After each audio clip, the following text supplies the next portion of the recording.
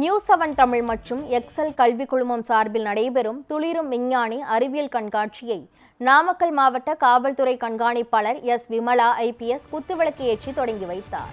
இதுகுறித்த கூடுதல் விவரங்களை செய்தியாளர் ஜான் மைக்கேல் வழங்க கேட்கலாம்.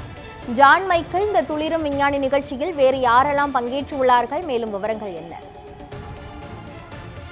மாணவர்களுடைய அறிவியல் ஆர்வத்தையும் தன்னம்பிக்கையையும் வளர்க்கும் வகையில் இந்திய அளவில் மிக பெரும் முயற்சியாக நியூஸ்7 தமிழ் சார்பில் துளிரும் விஞ்ஞானி என்ற தலைப்பில் தமிழகம் முழுவதும் கல்வி நிறுவனங்களில் மாணவர்களுடைய அறிவியல் படிப்புகள் இடம்பெற்று வருகின்றன.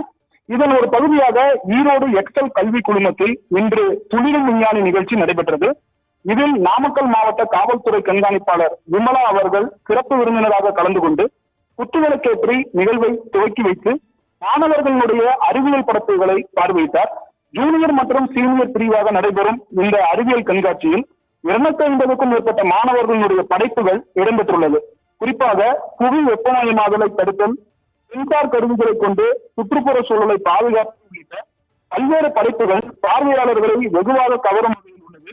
இந்நிகழ்வில் பாத்தீங்க அப்படின்னா நியூஸ்7 தமிழ் தலைமை ஆலோசகர் திரு ஷியாம்குமார், எக்ஸல் கல்வி குழும நிறுவனர் முனைவர் AK நடேசன், துணைத் தலைவர் மருத்துவர் மதன் கார்த்திக், எக்ஸல் பள்ளி பப்ளிக் ஸ்கூல் செயலர் பேராசிரியர் கலையரசி, நிர்வாக இயக்குனர் முனைவர் செங்கோட்டையன், ஷி அகாடமி அருண்குமார் உட்பட பலர் பங்கேற்றுள்ளனர்.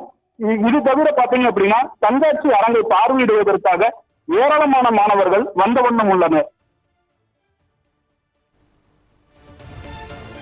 முழுமையான விவரங்களுக்கு நன்றி ஜான் மைக்கேல்.